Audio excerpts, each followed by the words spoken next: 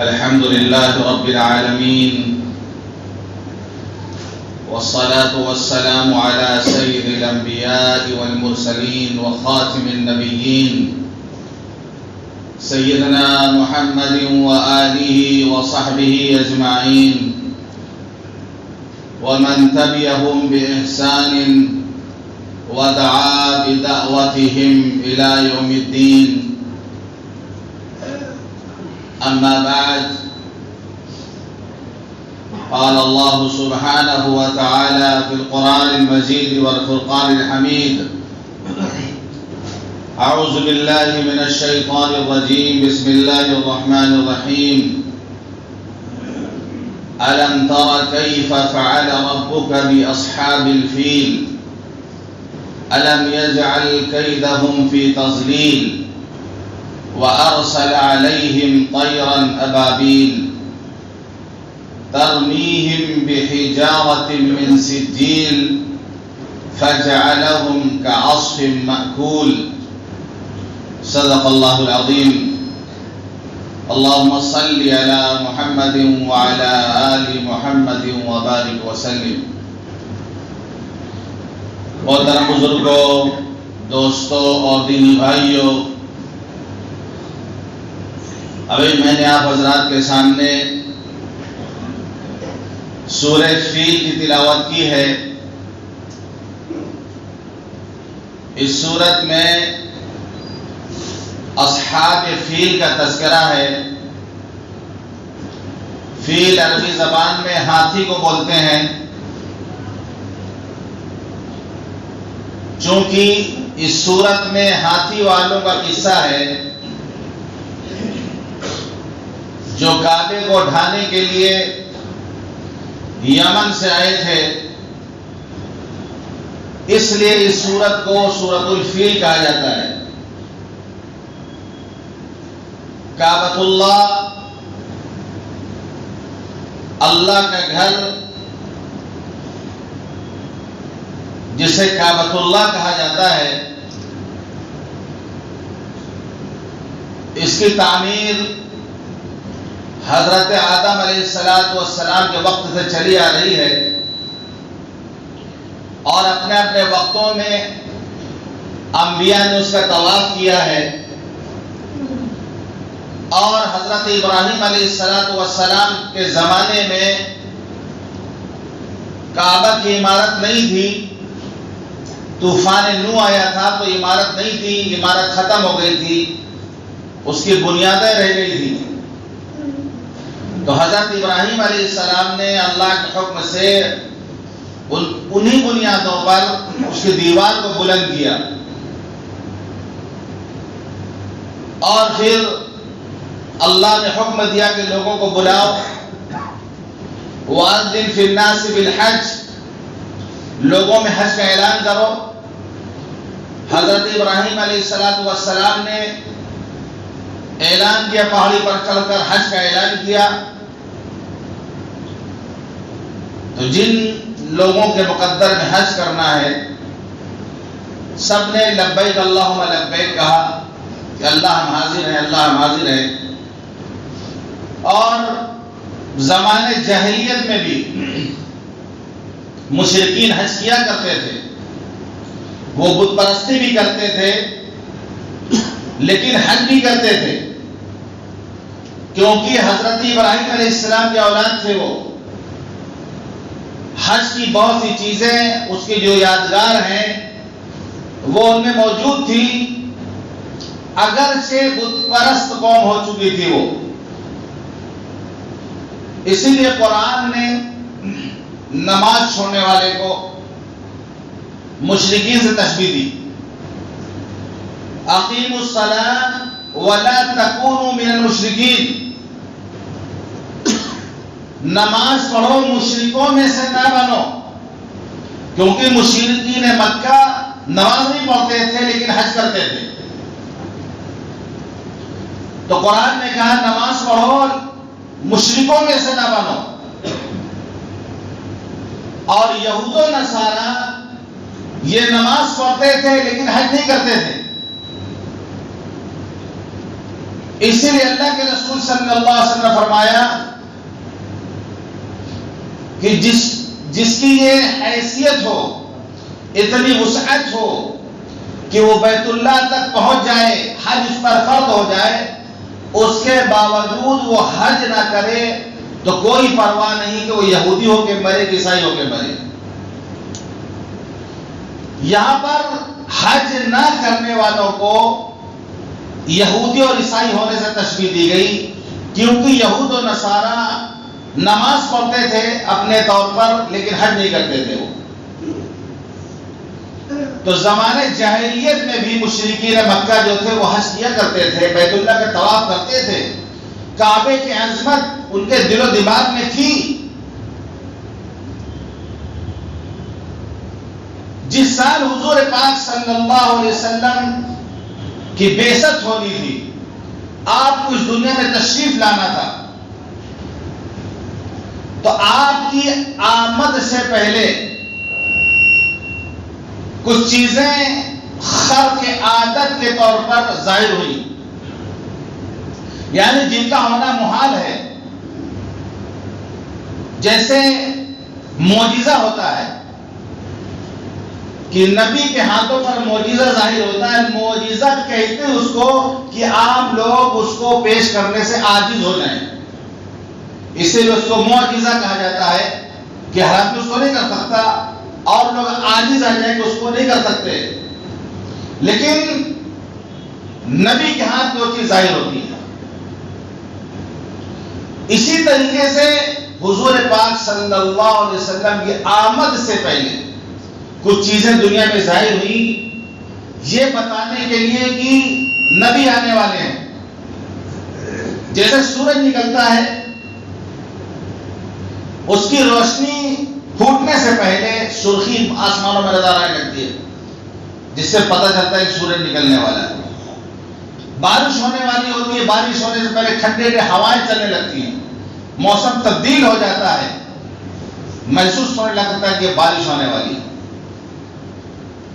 ایسے ہی کچھ واقعات ہوئے اس دنیا میں، جیسے ملک فارس میں، ایران میں آگ جلائی جاتی تھی، رات دن وہ آگ جلتی تھی، اس کی پوجا کی جاتی تھی، سینکڑوں سال سے وہ آگ جل رہی تھی، سینکڑوں سال سے ایک سیکنڈ کے لیے وہ نہیں بجھی تھی، لیکن اچانک ایسا ہوا کہ وہ آگ بجھ گئی۔ ایک آگ جو سینکڑوں برس سے جل رہی ہو اچانک بجھ جائے۔ اسی طریقے سے جس سال حضور پاک صلی اللہ علیہ وسلم کی بعثت ہونی تھی، ایک واقعہ ہوا عرب کی سرزمین پر، جزیرۃ العرب میں، ایک ملک ہے یمن۔ آپ نے یمن کا نام سنا ہوگا، جن کو یمنی کہا جاتا ہے۔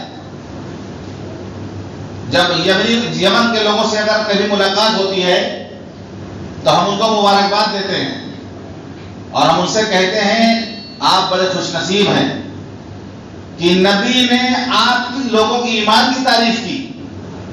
حضور پاک صلی اللہ علیہ وسلم نے ایک مرتبہ فرمایا، الایمان یمان والحکمت یمانیہ، ایمان تو یمن والوں کا ہے، حکمت تو یمن والوں کے پاس ہے۔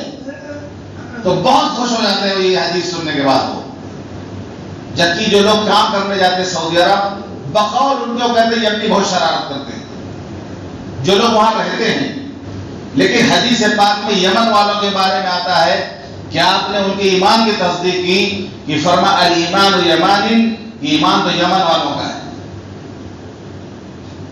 ایسے اللہ کے رسول نے صحابہ سے فرمایا، آتاکم اہل الیمن، یمن کے لوگ تمہارے پاس آئیں گے، بہت نرم دل ہوں گے، وہ بہت نرم دل ہوں گے۔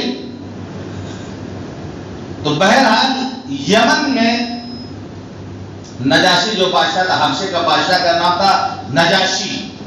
حبشے کی ہجرت جو ہوئی تھی اس میں آپ نے پڑھا ہوگا، سنا ہوگا کہ نجاشی بادشاہ تھا، وہ عیسائی تھا۔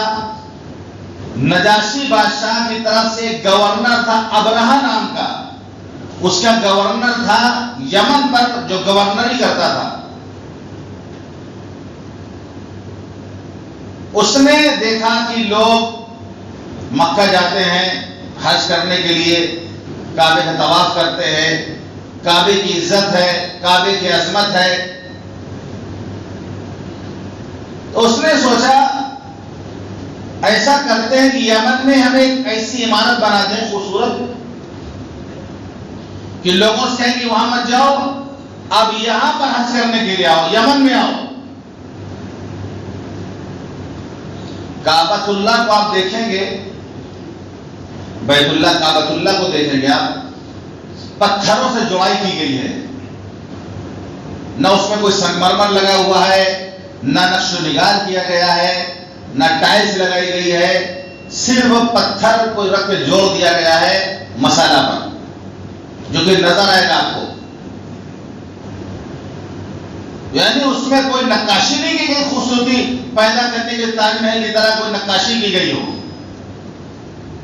بالکل پتھر رکھ کر اسی جوڑ دیا گیا کعبۃ اللہ، لیکن اللہ پر اس کی ہیبت، اور اللہ کا گھر ہے، اللہ کی طرف اس کی نسبت ہے، وہ اللہ کا گھر ہے،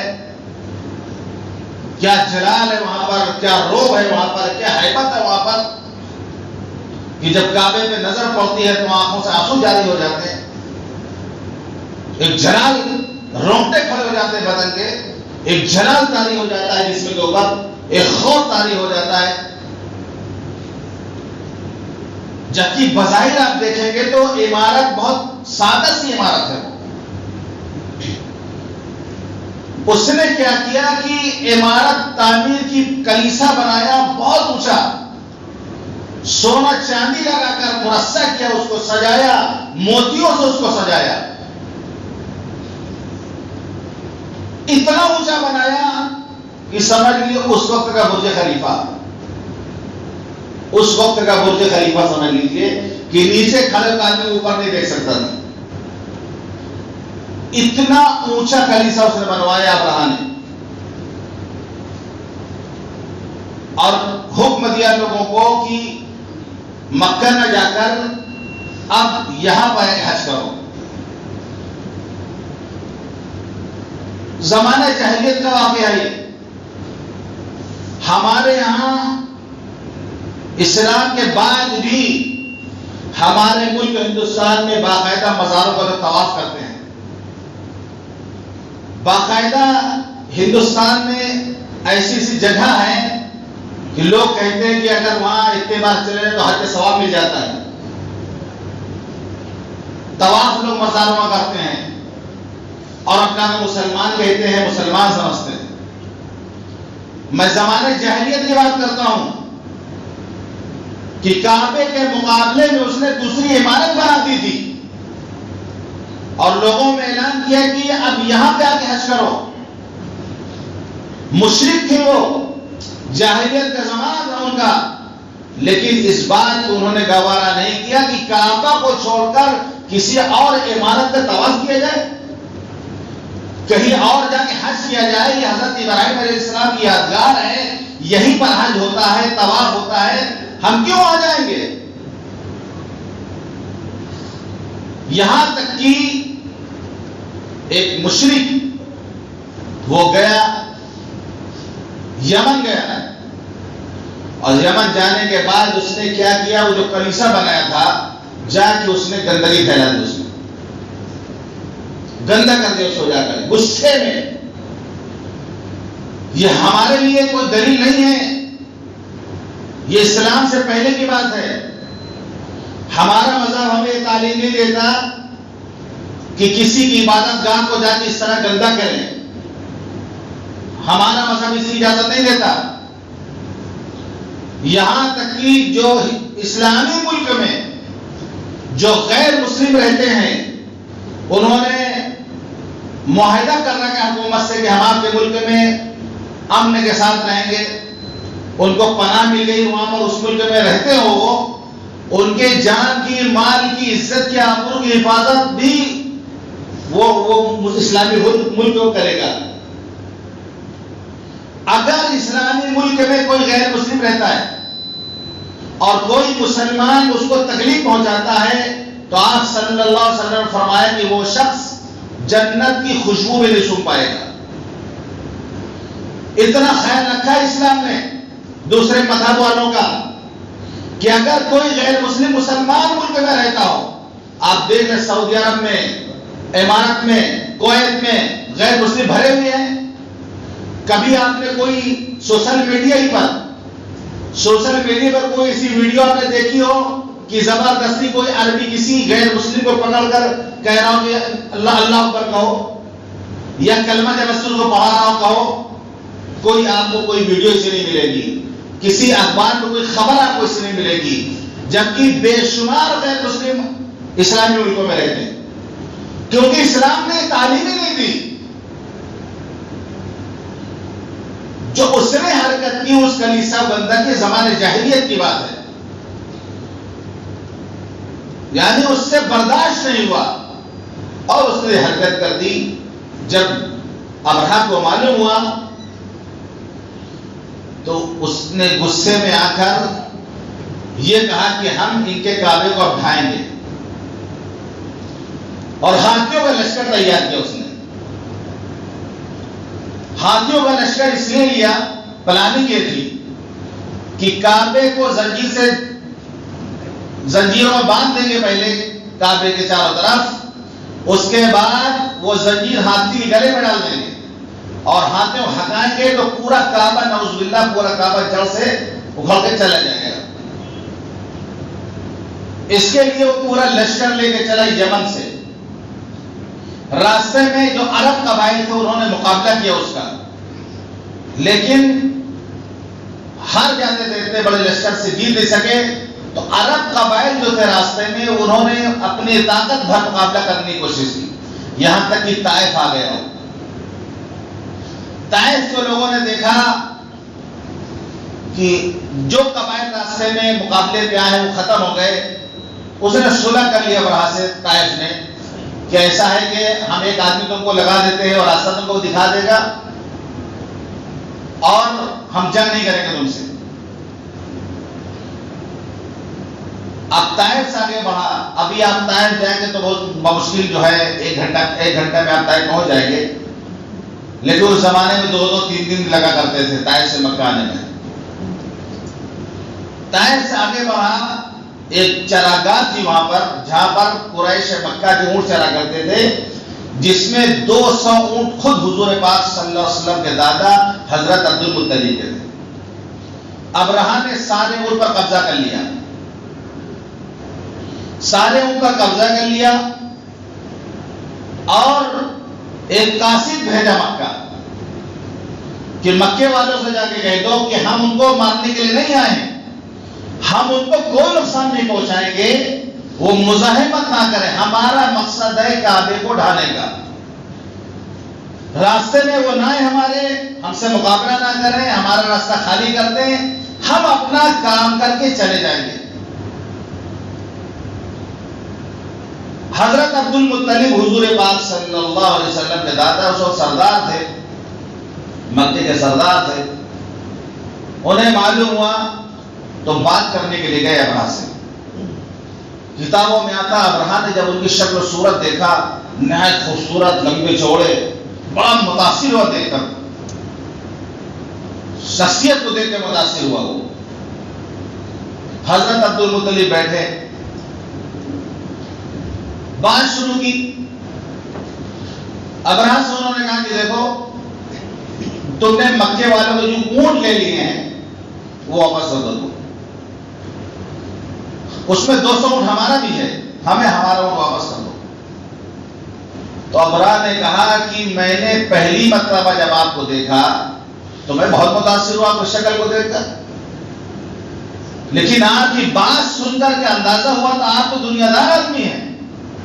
ہم کعبے کو ڈھانے کے لیے آئے ہیں، اس کے بارے میں آپ بات نہیں کر رہے ہیں، آپ اونٹ کی بات کر رہے ہیں ہم سے. ایسی امید نہیں تھی آپ سے کہ ہم اتنا بڑا واقعہ کرنے جا رہے ہیں کہ آپ کا کعبہ گرانے کے لیے ہم آئے ہیں اور آپ کو اونٹوں کی فکر، کعبے کی فکر نہیں آپ کو. تو عبد المطلب نے جو جواب دیا، حضور پاک صلی اللہ علیہ وسلم کے دادا نے جواب دیا، وہ سنیے. جواب دیا آپ نے، میں اونٹوں کا مالک ہوں، یہ اونٹ میرے ہیں، میں اونٹوں کا مالک ہوں، اس لیے میں اونٹ کے بارے میں بات کر رہا ہوں۔ جس گھر کو ڈھانے کے لیے تم آئے ہو اس گھر کا مالک بھی ہے، اس گھر کا مالک تم سے سمجھے گا۔ ہم کو اس کی فکر کرنے کی ضرورت نہیں ہے، ہم اونٹ کے مالک ہیں، اونٹ کے بارے میں بات کریں گے۔ جس گھر کو تم ڈھانے کے لیے آئے اس گھر کا مالک ہے، وہ تم سے سمجھے گا۔ بہرحال بات چیت کر کے اپنا سارا اونٹ لے کر عبد المطلب آ گئے، کعبے کے دروازے کے پاس آئے، اور لوگ آئے، قریش جو لوگ تھے، مکے کے جو لوگ تھے، کعبے کے دروازے کے پاس گر گڑا کے دعا مانگی کہ اللہ بہت بڑا لشکر ہے، ہم اس کا مقابلہ نہیں کر سکتے۔ انہیں یقین تھا کہ کوئی غیبی مدد آئے گی، جب اللہ کا عذاب آتا ہے تو سب پہ آتا ہے، پھر وہ جو وہاں موجود ہوگا۔ اسی لیے ان لوگوں نے اپنا گھر خالی کر دیا تھا۔ مکے کے لوگ، ان کو یقین تھا کہ اللہ کی کوئی مدد آئے گی، کوئی کرشمہ ضرور ہوگا۔ پورا مکہ خالی ہو گیا تھا اور سب چھوڑ چھوڑ کر کے پہاڑوں پر چلے گئے تھے۔ ابرہہ اپنا لشکر لے کر آگے بڑھتا ہے، مینا کے پاس آتا ہے، وہ جگہ ہے جسے وادی محصر کہا جاتا ہے۔ ابھی بھی حاجی لوگوں کو حکم ہے کہ وہاں سے جب گزرے دوڑ کے گزرے، کیونکہ عذاب کی جگہ ہے وہ۔ اس کو وادی محصر کہا جاتا ہے، مینا کے قریب ہے وہ۔ وہاں پر جب پہنچا ہے وہ لشکر، اللہ تعالیٰ نے سمندری پرندوں کو بھیجا، غول در غول جھنڈ میں پرندے آئے۔ وہ پرندے کبوتر سے چھوٹے اور چڑیا سے تھوڑا بڑے، کبوتر سے تھوڑا چھوٹے۔ وہ پرندے نہ پہلے کبھی دیکھے گئے نہ بعد میں دیکھے گئے۔ لوگوں نے اپنی طرف سے اس کا نام ابابیل رکھ دیا، کہنے لگے کہ ابابیل چڑیا سے ہلاک ہوا ہے، اور بتاتے کعبے کے پاس جو چڑیا نظر آتی ہے سب ابابیل ہیں، اور ابابیل کعبے کا طواف کرتی ہیں۔ یہ سب بات آپ لوگ جانتے ہیں، بات کرتے رہتے ہیں لوگ کہ کعبے کو بڑی چھوٹی چھوٹی چڑیا اڑتی ہیں، وہ ابابیل ہیں۔ ابابیل نام کی چڑیا نہیں ہے کوئی، ابابیل کہتے ہیں جھنڈ کو۔ قرآن نے کہا طیرن ابابیل، طیر کہتے ہیں پرندے کو، یعنی جھنڈ میں پرندوں کا اللہ نے بھیجا، ہم نے اس کو ابابیل پرندہ نام رکھ دیا۔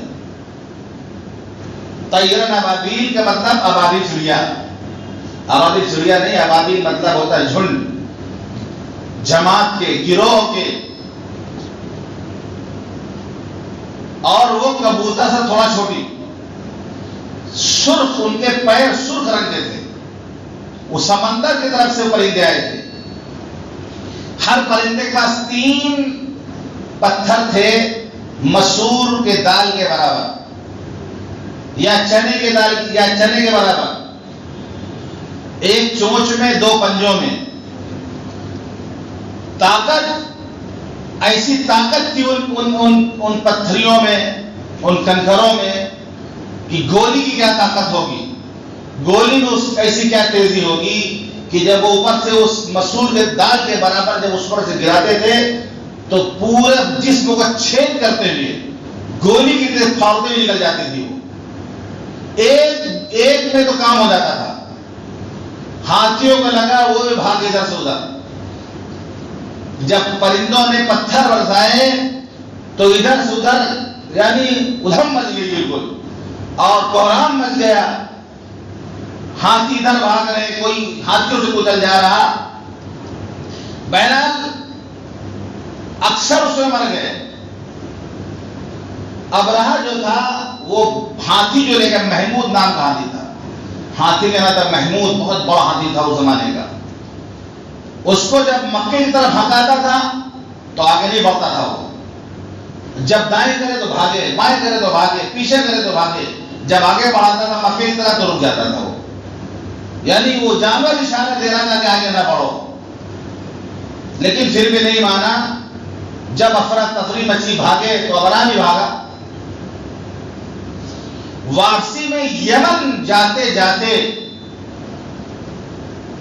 ایک ایک پور اس کے جسم کا ایک ایک پور کٹ کٹ کے چو رہا تھا، جیسے موم بتی موم گل جائے، جس طرح اس طریقے سے اس کے بدن کا ایک ایک حصہ بالکل گل گیا تو سڑ کر کے چو رہا تھا، یہاں تک کہ اسی طرح کی گل کے ختم ہو گیا، وہ مر گیا۔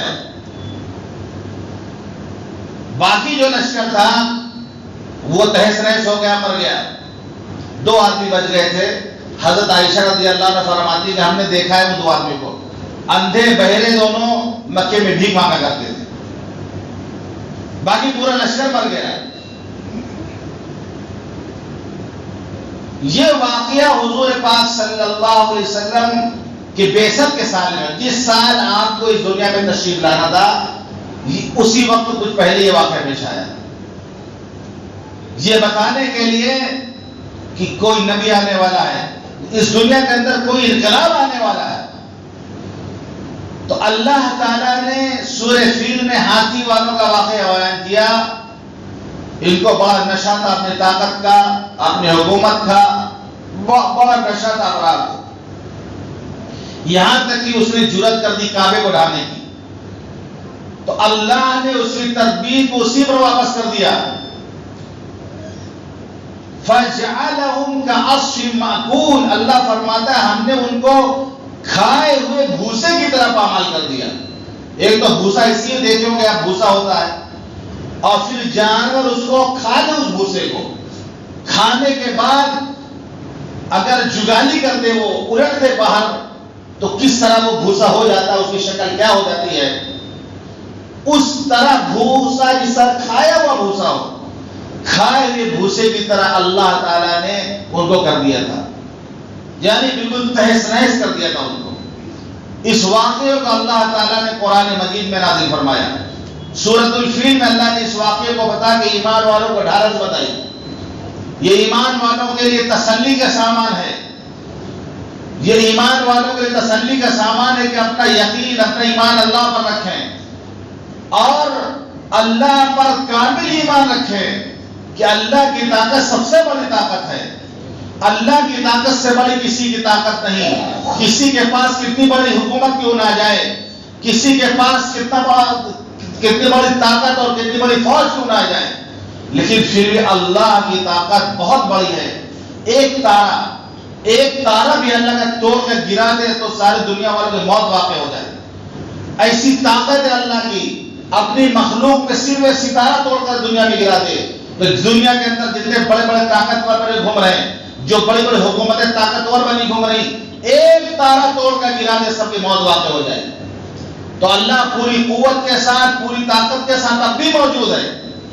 ہمارا ایمان ہونا چاہیے کہ سب سے بڑی طاقت اللہ کی ہے، اس پر ہمارا یقین ہو، جس طریقے سے اس وقت کو لوگوں کو یقین تھا، جس طریقے سے حضور پاک صلی اللہ علیہ وسلم کے دادا عبد المطلب کو یقین تھا کہ میں اونٹوں کا مالک ہوں، میں اس کی بات کروں گا، اس گھر کا مالک موجود ہے جو سمجھ لے گا۔ تو ہم ایمان والوں کو بھی اللہ پر بھروسہ کرنا چاہیے۔ آج بھی ہو جو براہیم سا ایمان پیدا، آج بھی ہو جو براہیم سا ایمان پیدا، آگ کر سکتی ہے انداز گلستہ پیدا۔ آج بھی ابراہیم والا ایمان کوئی پیدا کر لے، آج بھی اللہ آگ کو گلزار بنانے کے لیے تیار ہے، آج بھی اللہ طاقت رکھتا ہے کہ آگ کو گلزار بنا دے، لیکن ایمان ہونا چاہیے ابراہیم جیسا کہ آج بھی ہو جو ابراہیم سا ایمان پیدا، آگ کر سکتی ہے انداز گلستہ پیدا۔ تو ہمیں جو ہمارا کام ہے، اللہ نے جن کاموں کے کرنے کا حکم دیا ہے، ہمارا کام ہو اس کو ہم کریں۔